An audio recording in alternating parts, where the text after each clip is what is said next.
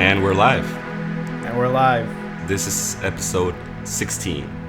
Episode 16. Yep. To all of you listening here. Welcome back. And to ourselves. So that we know what number it is for ourselves. So we know where we are in space and time. I have a couple of wormholes that I wanted to share with you. But yeah.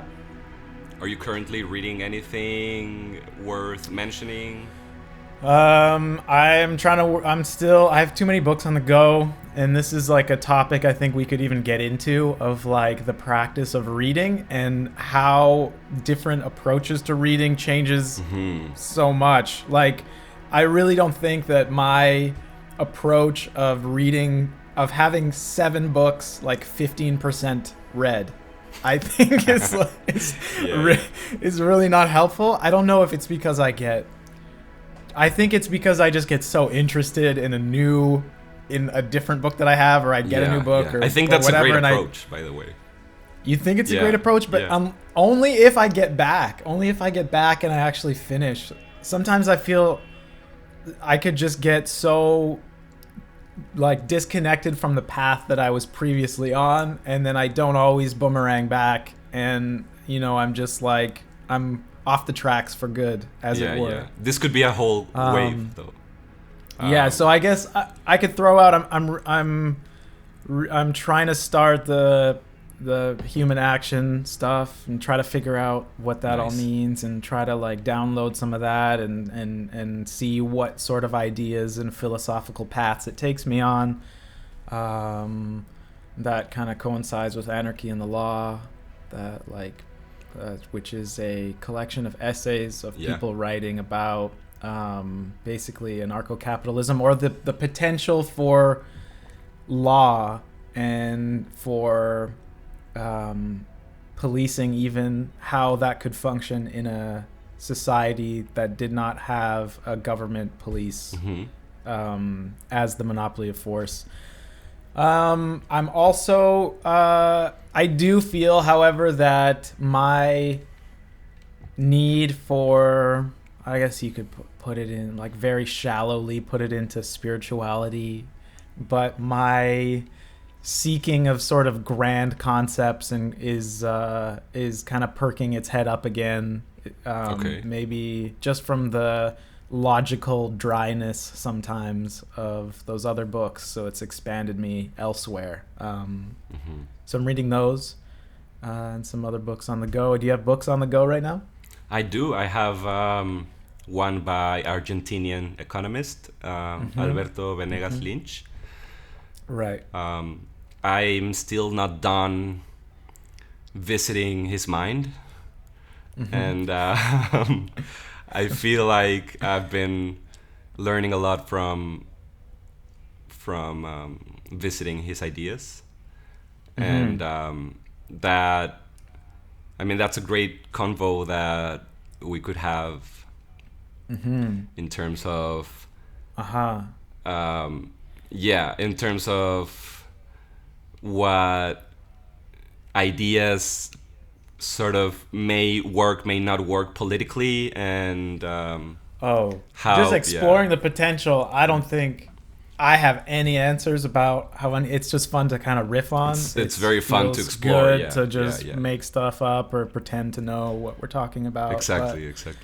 I do feel, especially with that, with say, however you want to define it, but like full like anarcho-capitalism or sort of big concepts that I haven't investigated too much. I still feel like I need so much reading, and it's an ongoing, but it's always fun to explore. Yeah. For me, it's more about I guess same words, same concepts, different words, but freedom and. I'm also on a running phase, doing some running, thinking about making different like protocols of things that I'm focusing on at different parts of the run, throwing in sprints, and then making it kind of like a protocol I do every run, and trying to engineer and just kind of like thinking about different ways to maximize the time of a run. Nice. So that's kind of a thing. Are you tracking your going runs and keeping a sort of a score or something?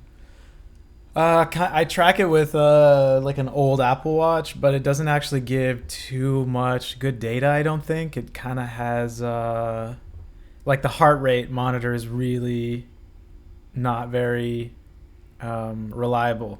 It keeps telling me that I have an average heart rate of 175 no matter what I do on the run, which is super high, and it's just inaccurate. Okay. But I was kind of worried the first time because I thought I treated it like it was accurate, and I was like, I need to do something about this. Sure. This is not good. Yeah. So trying to segue in, have you been following things, information diet? How have you been? Because at different times of our convos, we've been in different zones of how much we consume in the media and in info, and that's something we thought we could touch on today. Yeah. Trying to tie it to the exercise and habits thing. I've been using Notion to keep track of personal projects and habits, and it's been a great experience to go back to tracking all my habits and morning ritual, all of that, and trying to gamify it and like have have consecutive days, or not allow myself to miss 3 days in a row, stuff like that I'm kind of like keeping track. Nice. It's been a great phase coming from trying to leave tracking and not obsess over I remember numbers. Just fully flow. Now I'm back now I'm back at Yeah. now I'm back at measuring stuff and trying to be very disciplined about it. I think I've been very on the fence about what I'm doing. Like, I don't think I know if I'm trying to schedule and like be super on the ball about some of that stuff, or if I'm in the feel it out mindset. I think I'm kind of both and don't really know what I'm doing. But yeah, I feel like I love both approaches. Yeah, and both are very helpful depending on. It's both context. And to get back to a spoken openness kind of phrase. It's both and for sure. Yeah, depending on where you're at, I guess. If you could say the percentage that you've stuck to recording and tracking everything and your actions and inputs and outputs, and if you could give a percentage on how you think you're doing or how you feel like you're doing in terms of the ideal of I would have everything tracked. It used to be like probably like 30% success because my habit morning ritual was excessive. So I switched from like 10 different steps to 3. Now I'm on like short movement exercise, then meditation, then priorities for the day, and like plan out the day. And those 3 I just check every morning, and that's it. And so I've been experimenting. If you do more, with that's fine. That's great. Yeah, but if I do more, it's not anything that I measure. Like I want to get back to having confidence in I can do these things that I find hard and I struggle to do every day. And I just make it as easy as possible for me to do them, so that I can go back on my Notion system and see those check marks like 30 days back, and that kind of makes me feel good about myself and allows me to feel confident to do other things, I guess. Make a positive feedback loop for yourself, maybe. Yeah. And we've talked about that. We've talked about We've talked about a lot of different things surrounding this, a lot of different aspects. I need to be focused on being clearer with my word choice. We've spoken about many different variables that are involved in habits and trying to figure out potential ways of maximizing making new habits and success and so on and so forth. And I mean, the biggest thing is as soon as it feels like something you have to do, it's a game over, I think. As soon as you have a list of 10, I got to do this, and you wake up and as soon as you have the thought of like, oh, I have to go through all those things, you've lost, I think. And also it's in the, and we've spoken about this, I think it's in the forgetting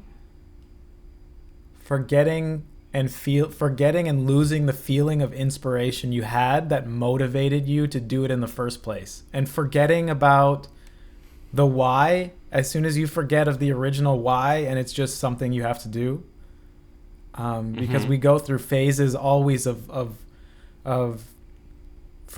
just forgetting profound. I mean, I feel like my whole life is just forgetting profound insights and then remembering them and then forgetting them again, and then, and so it's in reminding yourself of why you're doing stuff and feeling that original motivation, that inspiration, because as soon as you can connect with that, it's like, oh, I want to do this and 10 other things, and I want to increase it, and I want to maximize, I want to do it perfectly, and I want the morning ritual to be so massive if you remember the why. So I don't know if any of that resonates with some of that. For sure. I mean, about. I haven't really found the ideal mindset around it, because I feel like having resistance towards healthy habits is a natural thing, at least for myself. Like I'm motivated in some phases. Like it just feels easy and natural to wake up and do whatever it is that I intend to do. But most of the time, my brain is telling me in many different ways that I shouldn't do it. And so, do you think that has to do with discomfort? Yeah, totally. Yeah. And you have to suffer through it. So brain and body. Why? Yeah. I don't want to suffer, so I don't want to be uncomfortable. Who does? Yeah. Yeah. We're so good at being comfortable. We're so good at it. We love it. There's nothing I don't think people love more than being comfortable. For sure. Yeah. Maybe the thing that we love more that we forget about is the comfort and positive gains we get after doing short-term suffering for longer-term benefit. Maybe we love, when we reach that long-term benefit, I think we love that more than immediate comfort, possibly. And that could be a discussion. But I think once you're in a place where you go, oh, all of that work that I did has paid off. That feeling, I think, is better than just in the moment when you're like, I don't feel like it. I just want to be warm and whatever. It's a beautiful dilemma. I think that, well, thinking about the marshmallow test, where they give marshmallow to children, and they're like, if you wait 5 minutes, I'll give you another one, right? Yeah. That whole delay gratification education, a part of me think that's on spot, like correct. Yeah. But also, if you take that to the extreme, it doesn't really make sense at all. Like if you're always delaying gratification, that builds up neurosis, that builds up stress, that builds up sort of depression about not enjoying life. And so I think that's like the retirement thing. Retirement. I think retirement is massive of people doing that, possibly. I don't know how you feel. Maybe that link was not one that you wanted to make. No, it's good. But I think there's a lot of people who are like, I'm suffering, I'm working so hard so that one day, but who knows what life is going to be like when that day comes, or how you'll feel, or if you'll get sick at some point, or if you just don't know. You totally don't know the variables of the future. And if you're constantly delaying gratification, then you miss out on gratification. Especially if you're aware that you could... Such a non-statement. What was? If you're constantly delaying gratification, then you miss out on gratification. Also, if you're aware that mortality is around the corner, it's harder to delay gratification, right? Like if you think about your own mortality, like Carpe Diem type. exactly. That leads to that seize the day philosophy for sure. Yeah. And I would like to tie that to what you asked earlier about like looking out for truth and news sources and like trying to figure out what's right with the world. I think it's also about finding that balance where you're not like, oh, I don't care about anything, I'll just do my own thing, but you're not also not like obsessed about trying to understand the world exactly. Right. And I would love to get into this, but first I have a question for you. It's more of a personal question. Do you think that do you think do you think that the Yolo trend would have been as annoying if it was just Carpe Diem? Or do you think we would have lost Carpe Diem? Would that have also become just as annoying? Is if its hashtag was everywhere and tattoos and in just as much as it was when YOLO was at its height? Do you think? So is that assuming the idea behind both of them is the same? I feel that's true. That's true. It is assuming that the philosophy is kind of the same, and it's not at all. Yeah, because I feel like YOLO is like fuck it. Fuck it. Yeah. Carpe Diem is like love it. Yeah, go for it. Yeah. I don't know. Yeah, go for it and do what feels valuable to you and it's love it, better. Enjoy it. It's better. Yeah. Okay, I take that back. But I feel like it is misinterpreted as just enjoy yourself, YOLO. You only live once, therefore like whatever, it doesn't matter. Yeah, it's right. Yeah, it's totally like it totally exemplifies the Century of Self Adam Curtis documentary vibe of like, you know, your happiness is from like buying things and products and materialism and doing total just anything that's self gratifying and like 100% zero responsibility and I don't care and this like just as long as I feel good. That's. But maybe it is maybe the seize the day Carpe Diem idea is also related to that, or like it has been misinterpreted as that idea for a long time. Like just thinking about Dionysius, like just like the adoration of like indulgence, right? Yeah, pleasures. Hedonistic. Exactly. Hedonism. Because there's only one life, so and it'll go away, so why not enjoy it? Why not seek pleasure? Right. Yeah. It's very appealing. And that right, and then it becomes, well, what is pleasure? And in our society, and I think in our time, it's almost all encompassed around just you and your gratification and your were certain pleasures that are related to developing a strong community or fulfilling very value-oriented endeavors. Those kinds of pleasures aren't considered pleasures. They're almost like chores, or not chores, but it's not looked at in the same way. Agree. To go to not sidetrack and bring it back, I think that and I'll see if I can tie it in, but do you think there's a part of delay of gratification that comes from people's feeling like if they spend all their time consuming, I guess even mainstream or all news info, that at some point they'll reach a stage where, okay, now I kind of get a sense of the world, I kind of know what's going on more, and that it's like constantly putting in work that you feel like is valuable so that someday you'll understand what's going on. Mm-hmm. And I don't know, maybe I can't tie that in. What do you think? I would tie that in the sense that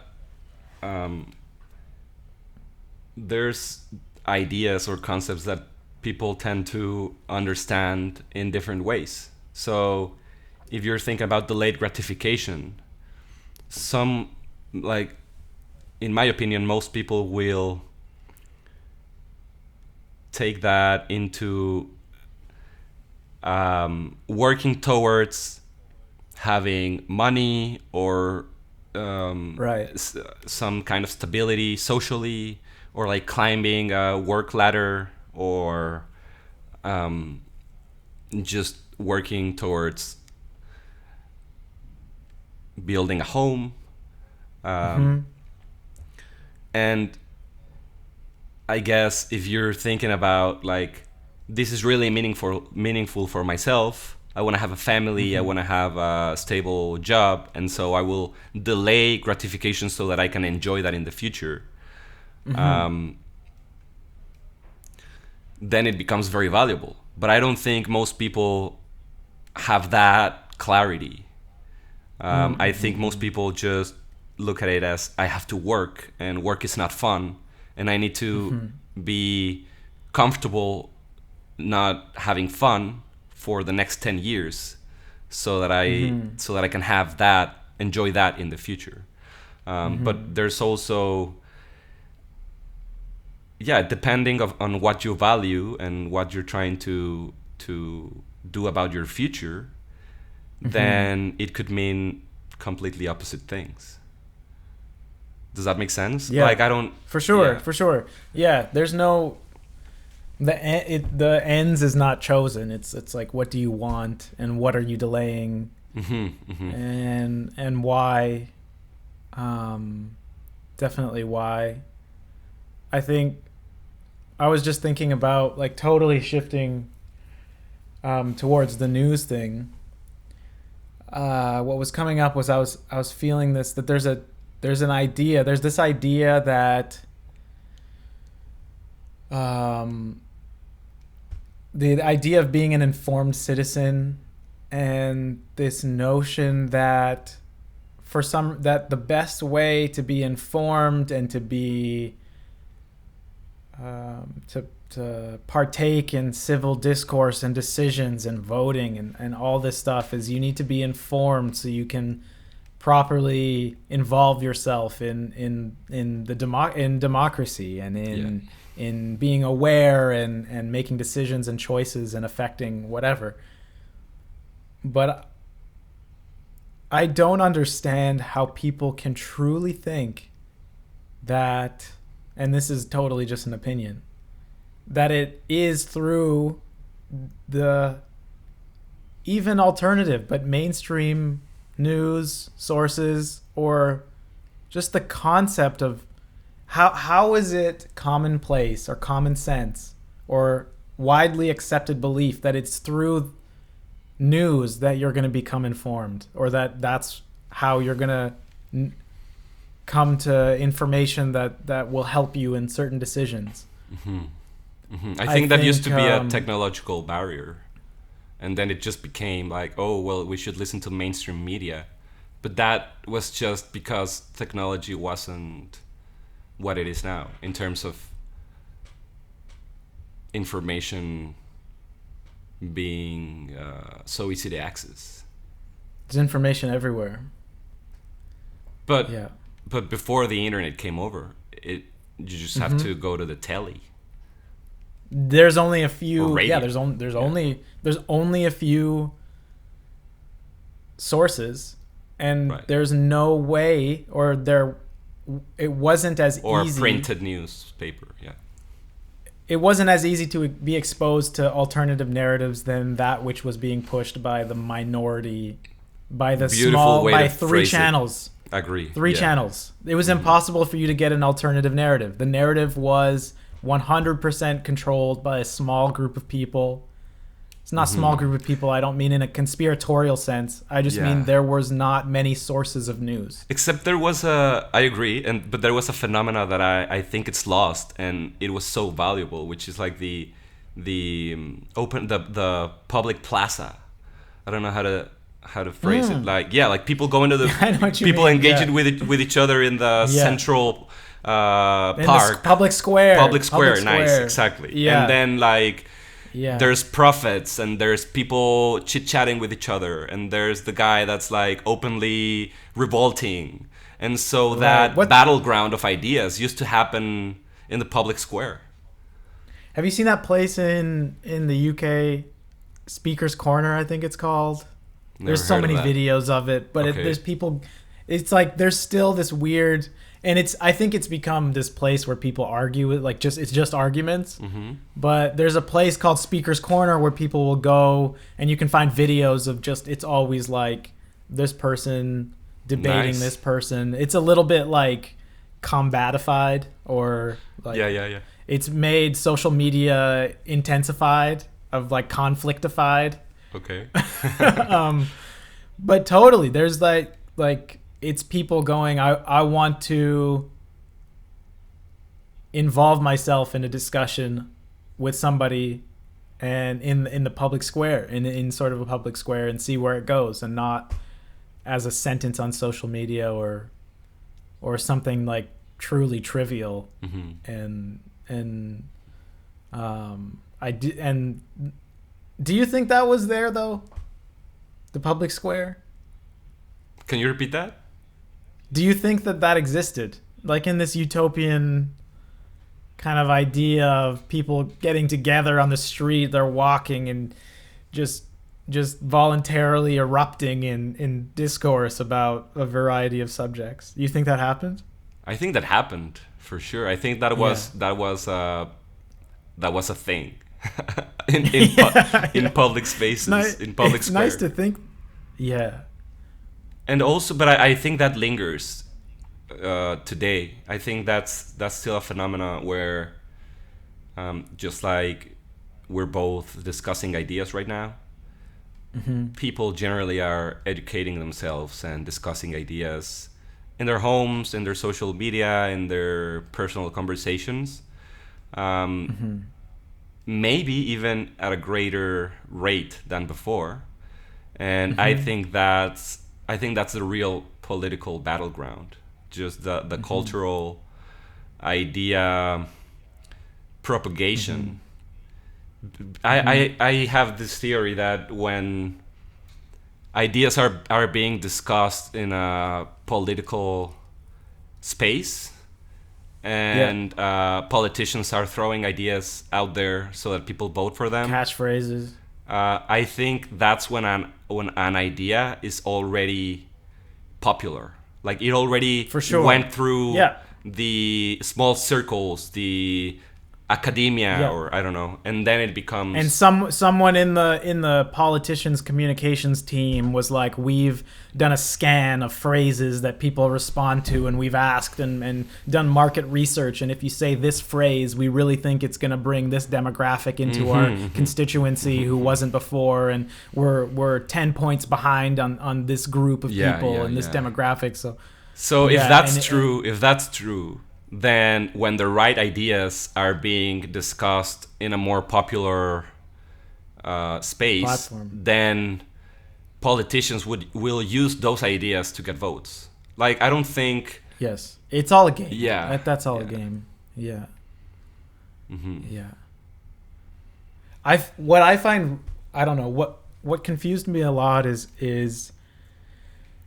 in the communications degree that I got, was being in class talking about the media and the news and propaganda and going in, and you could bring up people like Edward Bernays, and you could bring up people like Noam Chomsky, Manufacturing Consent, and it's like, oh yes, of course these power institutions, this is an academic way of thinking, is of course there's power influence. It's kind of the critical theory of being skeptical of people in power and what they're saying and why they're saying it, and news, so on and so forth.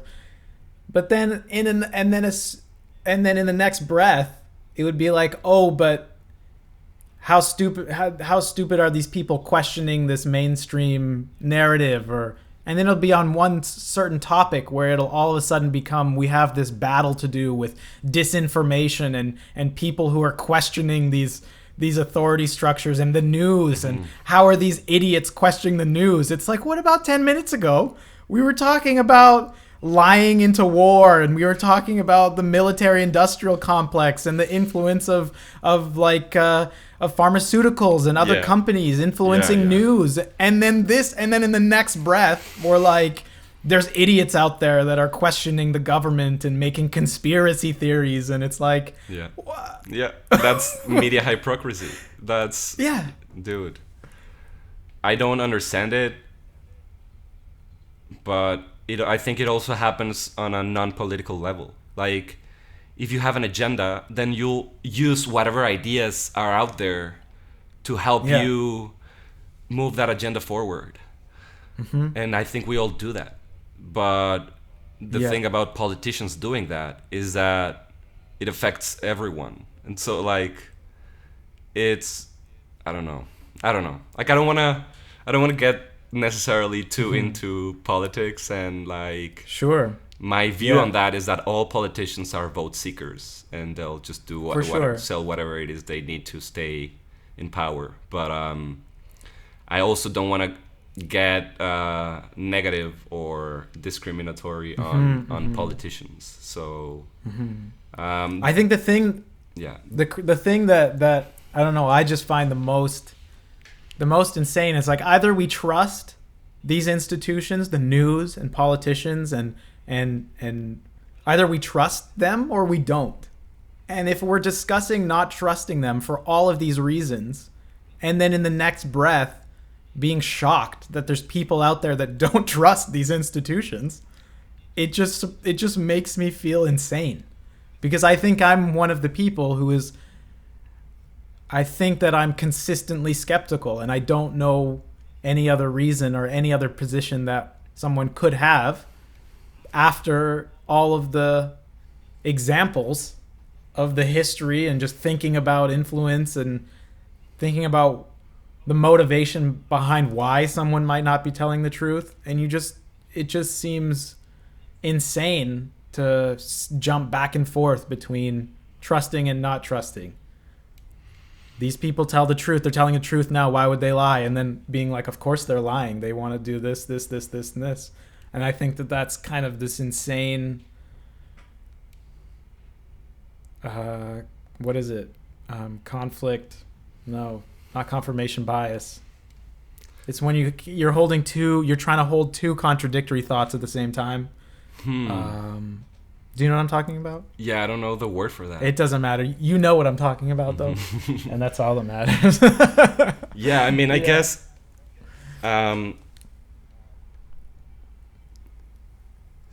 the moment we stop being careful about the people in power, that's when I think the whole thing is going to be upside down. Like, I do believe it's some kind of civil responsibility to at least keep an eye on what's going on.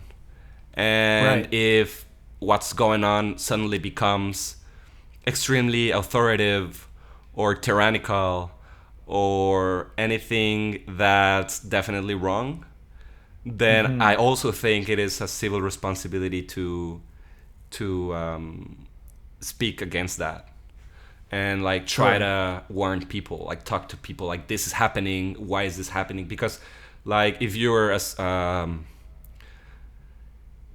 citizen, then those people work for you. They're your employees, literally. And so I feel like it's kind of like everyone. I don't think it works that way. Theoretically that would be it nice. Doesn't. I agree. No, theoretically it does, but practically it really doesn't. Yeah. But I mean that leads us to the what is it, the problem with democracy, we don't have time to even, or I don't have the to go there, knowledge obviously. to even go there. But it's basically if everyone's wrong, then why are we? Why the rule is that we're gonna do what everyone thinks is right? Say that again. If everyone's wrong, or everyone tends to be uneducated and generally wrong about what's right. The problem with democracy, you're saying. Yeah. Yes. Yeah. You're saying we have to trust that everybody is informed or is gonna make a decision that's correct. Gonna be the proper decision. Totally. And regarding news,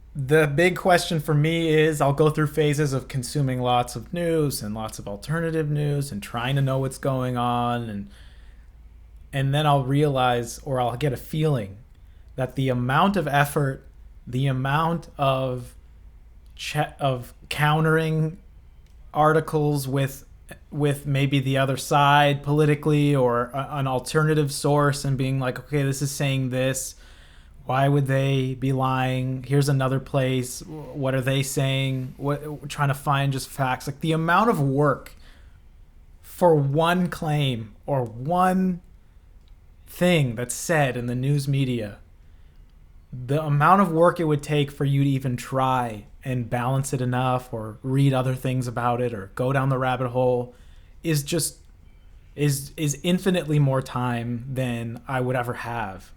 And so when I'm in the zone of trying to constantly be up to date and knowing what's happening by balancing with as many sources as possible, it reaches a point where I go, this is impossible, and then kind of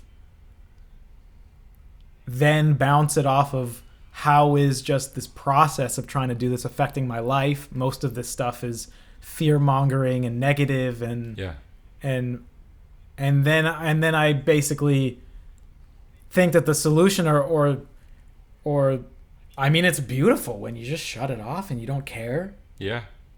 It's beautiful, you know? Do you think that that's similar to the phases that we talked about in terms of habit forming, where you completely let go and not think about it, and then completely discipline yourself and track things and try to not miss a day? Like, I think maybe in the realm of keeping up with news, it's also a both and situation where you try to know and then try to let go, and then you'll feel like you're lost again. You don't know what's going on, and then you'll feel a desire to know. But I'm always taking the approach of, instead of trying to keep up with news sources as they happen, try to study history, like study what happened. Yes. But that's almost the only way to do it properly. Though, because history is literally written by the people who took over, who won, or by the victors, right? So sure, and it's also harder if you are inclined to try to find alternative narratives, or if you're inclined to explore those thoughts. Then in our time now, the likelihood that in the future you'll find those they'll disappear. If people's voices are deemed to be fact-checked or don't even go there, or, you know, now you gotta go like DuckDuckGo, VPN, try to where is this hiding now, because an independent journalist. the only way is real time for some things, because it hasn't been deleted yet or taken down or whatever. And I don't even think, I mean, and that's a whole discussion, but I am just like curious, like if somebody's alternative view is taken away, I'm like, I don't know if it's probably ridiculous and probably some kind of conspiracy and probably like wild, or I don't know, but it's like, I want to see that. I'm sure. Interested in. Why do you not want me to see that? And it's like, So if someone says like, I believe that purple reindeers are going to show up next week and the reason this happened is because they're worried about the purple reindeers. I'm like, I don't want to read that. Mm-hmm. I know it's like, I just want to see all of everyone's thoughts. I'm not worried that it's gonna, if I. Mm-hmm, mm-hmm. So I think that it is easier to try to do the past analysis, but I think we get so swept up in what's going on, and we're so addicted to the fight of what's happening now, and they're saying this and these guys are saying this, and it's like, what did they say now, and like, how are they gonna get back at them, and you're like, oh, like they said that now, or this guy, and said now this. You're into the story. Now you're hooked. You can't stop watching the story as it unfolds. But I think that, most news sources today are telling you what to think instead of telling you what they think happened, which and I think that's a shift. Noam Chomsky used to say that they don't tell you what to think, they tell you what to think about. Oof. So the news used to be a lot of like, ignore all this stuff that might be going in the background. So like when just, I don't want to make too many real world examples, but when the news, it was left and right narrative, Trump this, Trump that, and the left and right paradigm, whatever, no one's talking about them working together to re-sign the Patriot Act. So it's like, and we don't need to go into specific things, but it's like, we'll tell you there's this and this, there's these two ways to think, but we're only going to talk about this topic. We're going to introduce the topic. You can fight about it, you can go around, but we're going to hammer this topic into your mind so you don't actually think of other topics but that also, I might actually matter. I agree, bro. But adding to that, they even to think about. They even add an extra layer where if you're thinking about that other possibility, now you're terrorists. Now you're this extremist group. Now you're labeled as something dangerous to the whole society. And so now the guy who's in charge, he's talking about unity and the uncivil war. So everyone who's not thinking that same narrative is now labeled as a danger to the whole country. And so they're even controlling the general outlook. I don't know. I haven't looked too much into that because I've been the out of news loop guy, but I heard somehow it's almost impossible these days though to totally check out. You just hear things come at you like out of nowhere. I don't know where it comes from, the trees or something, but I had heard that, or I'd seen that they were talking about making a list or just stuff about making groups of people, or even talking about in the States, just like, how are they going to make groups of people to be extremists, and what are the criteria? I think I'd seen something with Tulsi Gabbard talking about it, and talking about what's the line, or where do you decide what group is it, but I don't know anything about that, and I'm just rambling about something that I don't know. Yeah, if we get into specifics, but there is an element there. But there is an element of the news now, not just saying this is what to think about, but this is how to think about it, and I think that is a crazy shift. So that being said, are you currently on the mindset of, for example, for the year ahead? Will you be checking out any news sources? Will you be following along anything related to what's happening in the world? I don't know if I can predict for the year. Or are you currently interested in following a specific story? Right now, and I think for a lot of the last year, like I think a lot of the last year, I haven't. It's not that I haven't cared. Sometimes I've just felt the kind of more ego thing of wanting to wanting to see some kind of fight or see the just the narratives that are out there, because it's kind of addicting to just see what's the narrative right now, because they hook you. They're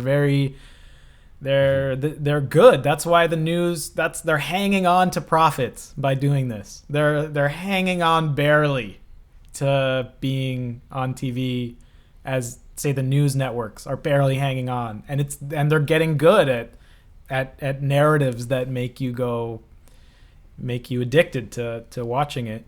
But I've totally been checked out, and it's been incredible.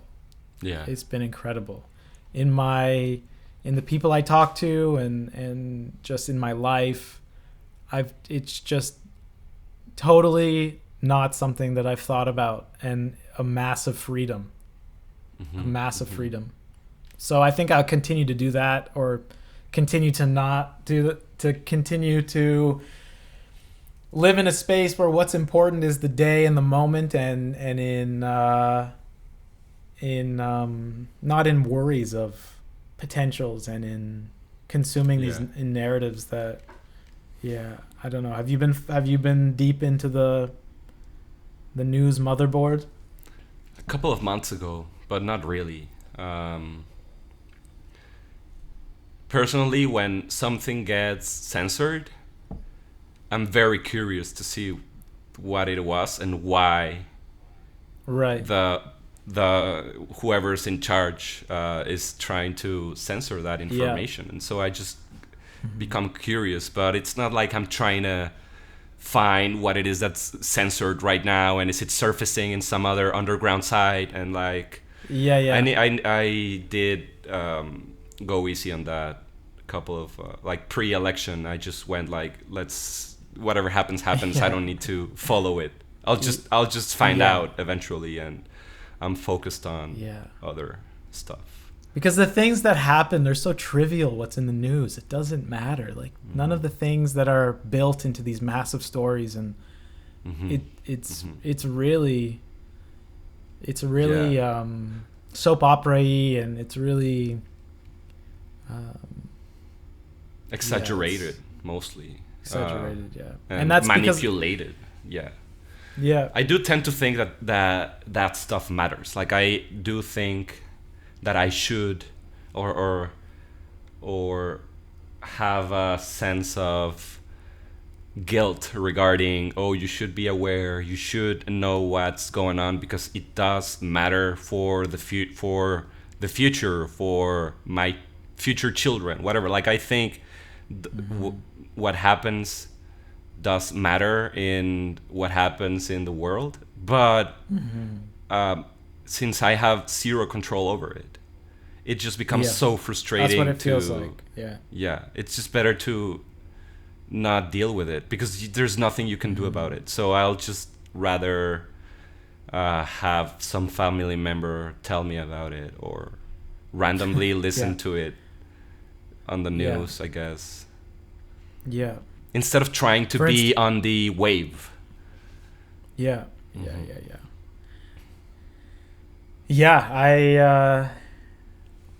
a tough thing to try to navigate, especially in this day and age where it's everywhere. It's hard to avoid certain things. And then if I hear something, it's almost like I go, oh no. If I come across a claim, I just go, no, because that just means like now I'm gonna have to look at what this actually means, and is this out of context, and what is this saying, and what's the source for this, and what could be the motivation behind this. So when I see something, I just feel like it's just given me so much work. Just seeing a claim just gives me so much work to do, and it sucks that that's the reality, because it shouldn't be that way, I know, but it's frustrating. Also, like in my experience, that creates a lot of additional neurosis that I don't need to deal with, because I'm very focused and very over analytical with language and word choices, And so I get angry as I'm reading a header or a news title. Yeah. I'm like, why are they using this word? It's so manipulative. And so I get upset. I literally get upset just by reading some news sources, and I'm like, why are they trying to there used to be for a few months,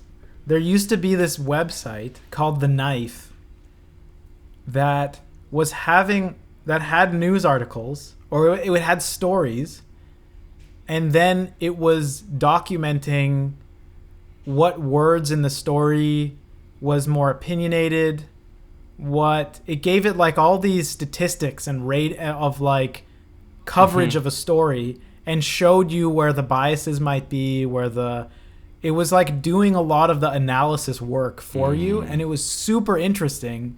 And then one day I just went there, and it was like this was bought out by some place. I don't know, but it closed. Was that pre-fact checkers, or similar to? No, it was maybe like 2 years ago. Okay.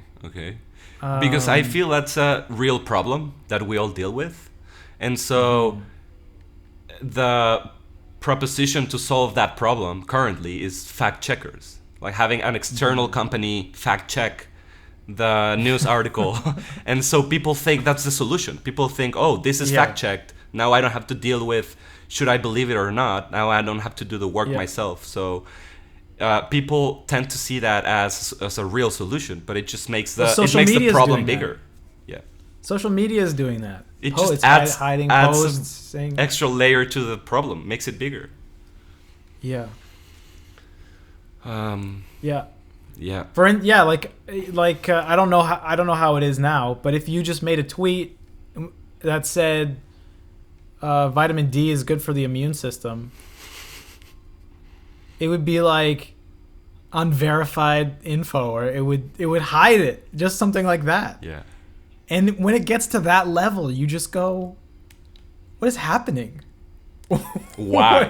Why is this happening? What is happening? Yeah. And now just because you asked that question, you're a conspiracy theorist. Just automatically. I mean, there's never been a better time than now to make people conspiracy theorists. Yeah. And there's so much going on without getting into any of it. It's just the appeal of alternative narratives has never been higher, just because of the chaos that we're in right now. And I agree. We need theorists. We need people to have their own theories. I feel like instead of telling people don't have theories because they are conspiracies, and if you have theories, you're a conspiracist as well. I don't know if we need more people to come up with their own theories, but we need to allow people to see anybody's thoughts. That's for sure. I don't think hiding anything does any good. But yeah, it's a crazy time. How are you feeling? Are we close to? I think we're close to the hour mark. I can't remember how long we discussed after starting this podcast. It does feel like we're close to finishing the wave, surfing the wave. So out of this discussion, I think there's a lot we could talk about in terms of truth in the media, the concept of truth in the media, thoughts about alternative media, censorship, technology. We didn't talk about technology, what's happening in technology, where it might go. I think one thing that has changed a bit in my investigations with ideas is really trying to find the practicality of them and how they're going to influence my life. I think and I think it is interesting to discuss the psychological and the mental space that consuming news and the effect that has. I think discussing that in a way where we can have n equals 1, or like a a study of one info is helpful, I think, too, to just understand what this stuff is doing. 100%.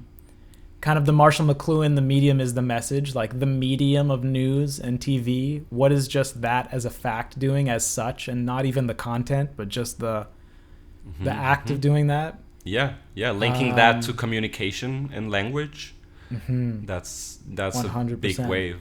I would love to. I think, and this stuff is. I think this is really important because we're getting into a crazy time with echo chambers and in discourse and in and a lot of this stuff has never been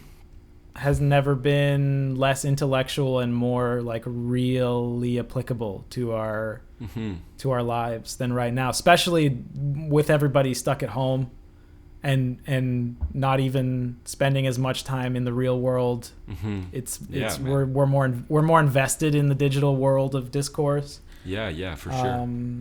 And also, and lastly, I'll just put out anytime we talk about habit and I remind myself of the motivation and the inspiration of the why. I think that's really important for me to think about and remember.